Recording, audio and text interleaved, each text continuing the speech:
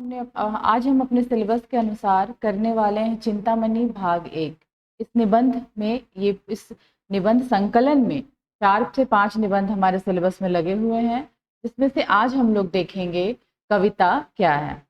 चिंतामणि भाग 1 ये संकलन है आचार्य रामचंद्र शुक्ल जी के निबंधों का, और ये बहुत ही ज़रूरी है। अगर साहित्यिक विधा की हम बात करते हैं तो इनके निबंध को पढ़े बिना हमारा साहित्यिक विधा पूरी तरह से कंप्लीट नहीं होता है। इस निबंध में बात करेंगे कविता के बारे में, कविता किस तरह से हमारे मन के भावों से जुड़ी हुई है और एक कवि से होते हुए कैसे ये पाठक के मन में पहुंचती है, क्या क्या प्रयोजन हो सकता है और उन प्रयोजनों को किस तरह से पाठक अपने आप से जोड़ सकता है। कविता क्या है, इसमें आचार्य शुक्ल जी ने बहुत सारी चीज़ों का जवाब दिया है, ऐसे प्रश्न जो शायद किसी भी पाठक के मन में हो पर वो पूछने की कोशिश कभी भी न करता हो। ऐसे सारे प्रश्नों का जवाब आचार्य शुक्ल जी ने अपने इस निबंध कविता क्या है में देने का भरपूर प्रयत्न किया है। आज हम देखेंगे टीजीटी सिलेबस में आने वाला निबंध संकलन चिंतामणि। हम बात करेंगे कि कुल 17 निबंधों में शुक्ल जी ने क्या किया है। मुख्यतः 10 जो निबंध हैं, 10 निबंध को उन्होंने बांट दिया है भावात्मक श्रेणी पे, और 7 जो निबंध हैं वो है मनोविकार की श्रेणी पर। मतलब मन में आपके कैसे विचार आ सकते हैं और वो किस तरह से कविता को प्रभावित कर सकते हैं। कुल इसमें 17 निबंधों को रखा गया है, और उन 17 निबंधों में सबसे पहला है कविता क्या है। ठीक है, रचनाकार कौन है? ऐसे तो हम लोग रचनाकार से बहुत भली भांति परिचित हैं, पर लिख लीजिए, रचनाकार हैं आचार्य रामचंद्र शुक्ल। शुक्ल जी की बात करते हैं, बहुत बड़े आलोचक थे, बहुत बड़े निबंधकार थे, और एक तरह से हम ये कह सकते हैं कि हिंदी साहित्य का इतिहास लिखने वाले विधेयवादी परंपरा में और सबसे सटीक इतिहास लिखने वालों में अगर किसी साहित्यकार का नाम आता है तो वो आचार्य रामचंद्र शुक्ल जी का ही नाम आता है। ठीक है, चिंतामणि भाग 1 इसका संकलन हुआ था 1939 ईस्वी में, लेकिन हम बात करेंगे कविता क्या है कि ये मुख्य हम लेकर चलेंगे चिंतामणि भाग 1। अब इसमें आने वाले कविताओं को हम पढ़ेंगे। चिंतामणि भाग 1 का रचनाकाल लिख लीजिए। इसका रचनाकाल था सन 1939 ईस्वी। और एक चीज है, ये रचना चिंतामणि भाग 1 के नाम से भी पहले विचार विथि नाम से प्रकाशित हुई थी। उसे ये नाम दिया गया था 1930 ईस्वी के आसपास, और बाद में इस नाम को फिर से सुधारा गया और चिंतामणि के नाम से इसका प्रकाशन किया गया। इसी को ही विचार विथि कहते हैं। कभी कभी प्रश्न आ जाता है कि आचार्य रामचंद्र शुक्ल, ये विचार विथि नाम दिया रहता है और पूछा रहता है ये किसका निबंध संकलन है। उस समय हम सभी घबरा जाते हैं। ये इसी को कहा गया है विचार विथि। 1930 ईस्वी में विचार विथि नाम से इसको प्रकाशित किया गया था या संकलन किया गया था, और फिर 1939 ईस्वी में इसे पूर्णतः चिंतामणि के नाम से प्रकाशित किया गया। चिंतामणि में कुल 17 निबंध हैं, और आज हम लोग उन्हीं 17 निबंधों में से जो 5 निबंध हमारे सिलेबस में लगे हैं उसमें से एक निबंध कविता क्या है वो देखने वाले हैं। ठीक है, ये प्रारंभिक है, ये नोट कर लीजिए। लिख लिया आपने?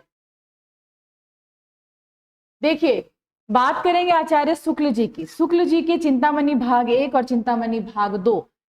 चिंतामणि भाग 1 का संपादन, यहाँ और एक चीज लिख लीजिए, इसका संपादन स्वयं शुक्ल जी ने किया है। ठीक है, संपादन शुक्ल जी ने ही किया है। लेकिन चिंतामणि भाग 2 की बात करेंगे, उसके संपादक शुक्ल जी नहीं है। चिंतामणि 3 के नाम से भी आया है, लेकिन उसका भी संपादन शुक्ल जी ने नहीं किया है, जिसमें कुल 47 निबंध रखे गए हैं। ये पहला संकलन था चिंतामणि भाग 1, जिसका संपादन आचार्य शुक्ल जी ने स्वयं किया था। 17 चुनिंदा निबंधों को रखा था, और इसी को विचार विथि के नाम से 1930 ईस्वी में भी प्रकाशित किया गया था, और बाद में सुधार कर नाम परिवर्तन करके चिंतामणि भाग 1 से 1939 में इसका प्रकाशन किया गया। क्लियर है? यहाँ तक कोई दिक्कत नहीं आता। अब एक चीज और इसी में लिख लीजिए, इसके बाद हम लोग कविता शुरू करेंगे। श्रेणी, ये जो निबंध है इस निबंध को कैसी श्रेणी में रखा जाता है? इस निबंध को रखा जाता है साहित्यिक निबंध या आलोचनात्मक निबंध। अगर आपके परीक्षा में ऑप्शन में साहित्यिक निबंध नहीं है तो आप आलोचनात्मक चुनेंगे, और अगर साहित्यिक है तो सबसे पहले आप साहित्यिक निबंध चुनेंगे। तो दोनों लिख लीजिए। श्रेणी इसकी है साहित्यिक निबंध या आलोचनात्मक। आलोचनात्मक हम इसे कह रहे हैं, क्यों कह रहे हैं? क्योंकि उन्होंने जो भी चीजें प्रतिपादित की हैं उसको उन्होंने आलोचना की कसौटी पर कसा है। मतलब अगर वो कोई तथ्य बोलते हैं कि ऐसा है, कविता में ऐसी चीजें जुड़ी हुई हैं, तो उसके पीछे वो पूरा प्रॉपर तर्क भी देते हैं। बिना तर्क के वो कुछ नहीं कहते। ठीक है, यहां तक इसको ये करो। नेक्स्ट पेज में आते हैं हम लोग। अब इस निबंध में कविता क्या है?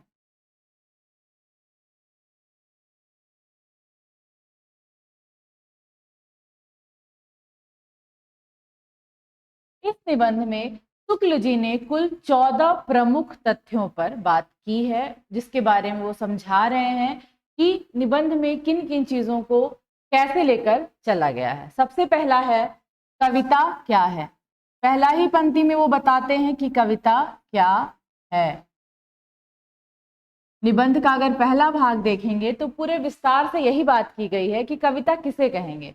एक परिभाषा अगर कविता की देनी चाहिए तो वो क्या होनी चाहिए। हमने बहुत बार पढ़ा भी है कि जिस तरह से हृदय की आत्मा की मुक्त दशा कहलाती है, उसी तरह हृदय की मुक्त दशा कविता कहलाती है। ये बहुत बार सुनी हुई पंक्तियां मैं अभी लिखवाऊंगी भी, क्योंकि निबंध चूंकि बहुत बड़ा है, सारा निबंध पढ़ना हमारे लिए मुमकिन नहीं है। आप उसको खुद से पढ़ सकते हैं, मैं उसका सार आपको बताऊंगी। उसकी प्रमुख पंक्तियां जो हमारी परीक्षा में पूछी जाती हैं कि ये पंक्तियां किस निबंध से हैं, या फिर पूछ देगा कि पंक्तियां दिया रहेगा, उसका अर्थ आपको दिया, अर्थ भी ऑप्शन में दिया रहेगा, आपको वो बताना रहेगा। ठीक है, या फिर ये पूछ सकता है कि ये किस में संकलित है। संकलित है तो चिंतामणि में संकलित किस निबंध का ये पंक्तियां हैं। इस तरह से भी प्रश्न आ सकते हैं। तो प्रमुख पंक्तियां हम लोग देखेंगे। सबसे पहले 14 पक्षों पर विचार किया गया। मैंने तो वो लिखा ही नहीं, पहले वो लिख लीजिए कि इस निबंध में,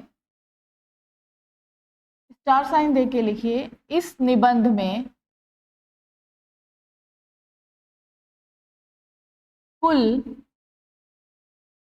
14 पक्षों पर विचार किया गया है। कुल 14 पक्षों पर विचार किया गया है। ठीक है, सबसे पहले शुक्ल जी बताते हैं कविता क्या है। कविता की परिभाषा दी गई है, कविता को समझाया गया है कि कविता कैसी होनी चाहिए, क्या क्या हो सकता है, किस चीज को हम कविता कह सकते हैं, वो आपके हृदय को कैसे प्रभावित करती है। शुक्ल जी ने यह भी कहा है कि कविता या सौंदर्य, कविता है क्या? अनुभूति है। जो हम बात करते हैं रस, अगर हम कविता सुनते हैं या कोई गद्य पढ़ते हैं, कोई भी रचना पढ़ते हैं, उसको पढ़ने के बाद हमारे मन में जो भाव उत्पन्न होता है, वही भाव हमें सुख की अनुभूति देता है। तो ये जो अनुभूति है, ये जो रस है, इसी रस के साथ जुड़ा हुआ है कोई भी रचना। जैसे आपके साथ गद्य, अगर आप कहानी पढ़ते हैं, उस कहानी को पढ़ने के बाद आपके मन की भावनाएं उस कहानी से खुद को जोड़ती हैं, तभी आपको आनंद की अनुभूति होती है। या अगर आप विषाद का अनुभव करते हैं, किसी कहानी को पढ़ रहे हैं, अचानक से किसी पात्र के बारे में कुछ बुरा हो जाता है, तो आप वो चीजें महसूस करने लगते हैं। आपको वो दर्द दुख कैसे महसूस होता है? क्यों? क्योंकि आपने अपने मन की अवस्था को उस कहानी के मन से, उस कहानी की अवस्था से जोड़ रखा है। तो यही जुड़ना मूल रूप से कहलाता है कि हमें सुख मिल रहा है। ये सुख क्यों मिल रहा है? क्योंकि हमने रस की अनुभूति की। कविता क्या है? कविता दूसरे अर्थों में उसी रस की अनुभूति है जो कोई भी मनुष्य कविता को पढ़ने के बाद करता है। अगर हमें रस की अनुभूति ही नहीं होगी तो क्या हम कविता का आनंद ले पाएंगे? नहीं ले पाएंगे। इसीलिए कहा जाता है कि कविता को बहुत ज्यादा क्लिष्ट नहीं बनाना चाहिए। बहुत अलंकार युक्त शब्दों का आपने प्रयोग कर दिया, बहुत कठिन कठिन शब्दों का प्रयोग कर दिया। कवि ने अपने मन की भावना को बहुत कठिन शब्दों में सजा वजा के आपके सामने रख दिया। एक पाठक उस कविता को पढ़ने जाता है, अब हर पंक्ति में 4 ऐसे शब्द हैं जिसका अर्थ उसे समझ में ही नहीं आ रहा है। तो वो पूरी कविता को अर्थ ढूंढते ढूंढते उसका जो रस है वो रस पूर्णतः खत्म हो जाएगा। कविता से जो आनंद आना चाहिए, जो जुड़ाव होना चाहिए पाठक का, वो हो नहीं पाएगा। इसीलिए इन सारी चीजों को शुक्ल जी ने इसमें उठाया है। दूसरा प्रमुख चीज है सभ्यता के आवरण और कविता।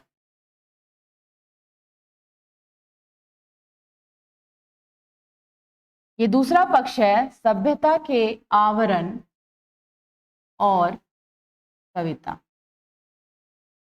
अब जब शुक्ल जी ने ये रचना लिखी कि कविता क्या है, तो क्या कविता किसी एक काल में सीमित हो गई? ऐसा तो नहीं होगा। अगर हम हिंदी साहित्य की बात करेंगे तो गद्य से पहले, बहुत पहले की रचना है पद्य। कविताएं बहुत पहले से लिखी जा रही हैं, दोहा, छंद, रोला, ये बहुत पहले से लिखे जा रहे हैं।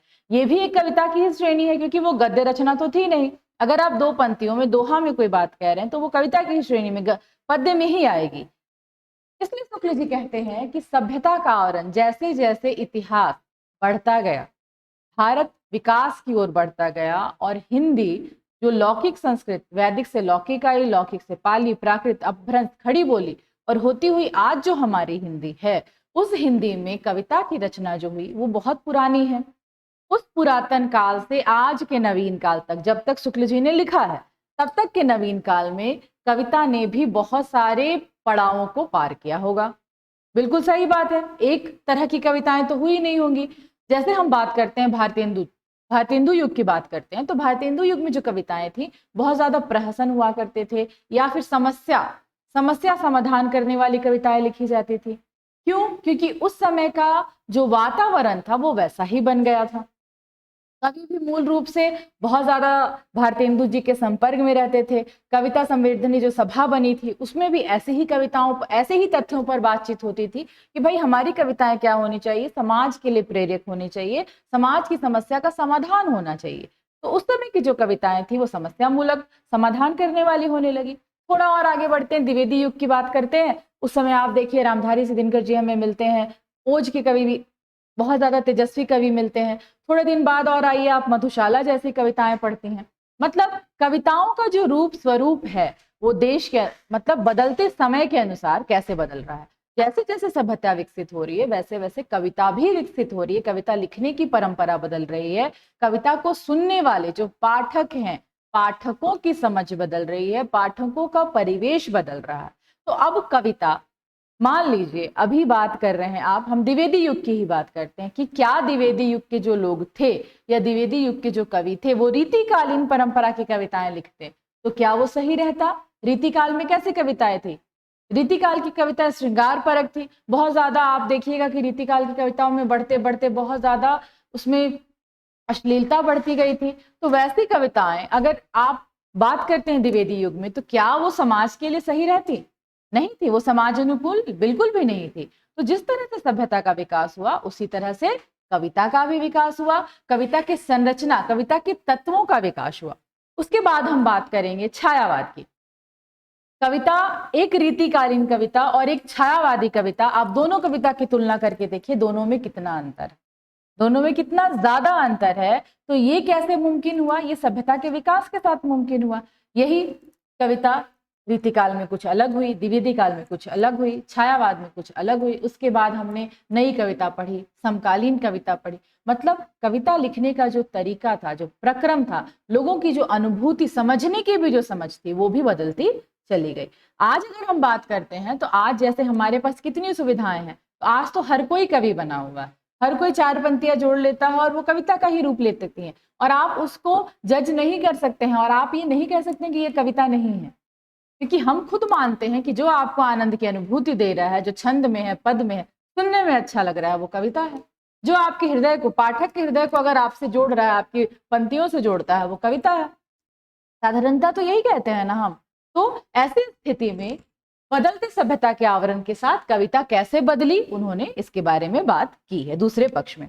तीसरा पक्ष आता है कविता और दृष्टि प्रसार।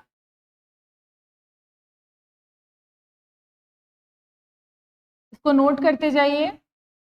तीसरा पक्ष है कविता और दृष्टि प्रसार, क्योंकि प्रश्न आता है इसमें से कि चार आपको ऑप्शन दे देगा और पूछ सकता है कि कौन सा इसमें से कविता क्या है में किस पक्ष नहीं है, कविता क्या है निबंध का एक पक्ष नहीं है।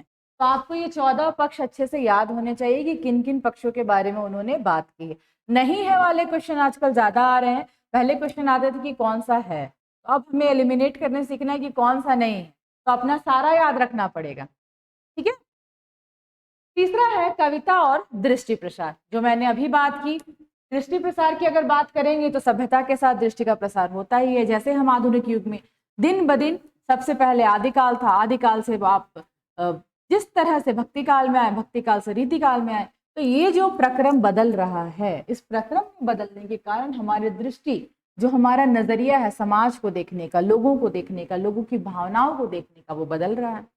बिल्कुल, पहले जो कहानियां भी होती थी वो आम जनजीवन की कहानियां होती, धीरे धीरे यही कहानियां कैसी होने लगी, धीरे धीरे यही कहानियां मनोविश्लेषणात्मक होने लगी, लोगों के मन से जुड़ी होने लगी। फिर और प्रगति हुई, प्रगति होने के साथ साथ अब देखिएगा कि महिलाओं से संबंधित बहुत कहानियां लिखी जाती हैं, महिलाओं की जिंदगी पर, उनके कहानियों को लेकर कि वो कैसा महसूस करती हैं, अगर कामकाजी है तो क्या है। तो ये क्या है, ये हमारी दृष्टि का परिवर्तन है, कि हमारी दृष्टि ने ऐसा परिवर्तन किया, लोगों की सोच ने ऐसा परिवर्तन किया कि आज रचनाएं ऐसी होने लगी। तो इसमें तीसरी वाले में कविता और दृष्टि प्रसार में यही बताया गया है कि किस तरह से बदलते समय के साथ लोगों का सोचने का नजरिया बदला। साथ ही साथ जब आप वैश्वीकरण के क्षेत्र में आए, विश्व के साथ बहुत ज्यादा जुड़ गए, तो सिर्फ हिंदी कविता हिंदी भाषी कवियों तक सीमित नहीं रह गई। हिंदी कविता विदेशी कविताओं से मिली, विदेशी भाषा साहित्यकारों से मिली, यहाँ के साहित्यकार मिले, दोनों में बातचीत हुई। बातचीत होने पर एक दूसरे से संक्रमित होना आम बात है। अगर कोई आपके जैसे किसी क्षेत्र में बहुत अच्छा काम कर रहा है तो आप उससे प्रभावित हुए बिना नहीं रह सकते हैं। कविताओं में बिंबों का प्रयोग बहुत अधिक बढ़ा, और शुक्ल जी स्वयं कहते हैं कि अगर कविता सिर्फ ये नहीं है कि आप अपने मन की भावनाओं को समझे, कविता कहीं ना कहीं बिंबों को समझने का भी साधन है। बिंब हम किसे कहते हैं, बिंब हम कहते हैं जब हम कुछ उदाहरण लेकर किसी दूसरे पर अपने मन की बात को आक्षेपित कर देते हैं और उसके माध्यम से अपनी बात कहते हैं। ठीक है। तो बिंबों को जब तक आप नहीं समझिएगा तब तक आप कविता का अर्थ भी नहीं समझ पाइएगा। इसलिए ये वाला जो नया दृष्टिकोण है, ये कहीं ना कहीं बहुत ज्यादा साहित्यकारों से, विदेशों से, दूसरे साहित्यिक भाषी लोगों से संपर्क में आने के कारण भारत के भी साहित्यकारों में ये दृष्टि परिवर्तन आया। और इसी दृष्टि परिवर्तन का परिणाम क्या था कि जो कविताएं थी उनकी श्रेणी में परिवर्तन हुआ, उनकी कोटि कहीं ना कहीं उच्च से उच्चतर की ओर ही बढ़ रही थी। ऐसा नहीं था कि कविता निम्न हो रही थी, कविता उच्च से उच्चतर ही हो रही थी, उसमें परिवर्तन जो था वो सराहनीय हो रहा था। कहीं ना कहीं अब वो बहुत ज्यादा लोगों के हृदय के करीब आ रही थी।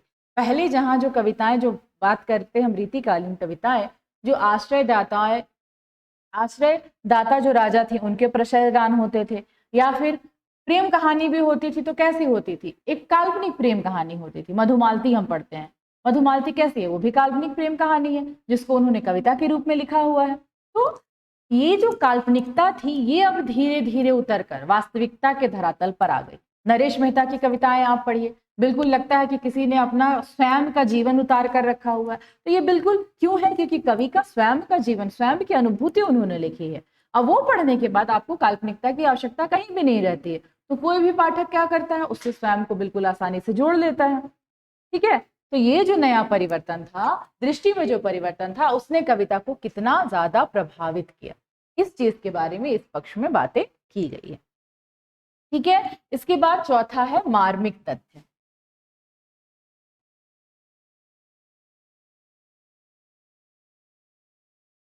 मार्मिक तथ्य, मार्मिक तथ्य में शुक्ल जी बता रहे हैं कि कविता मार्मिकता दोनों एक ही साथ चलते हैं।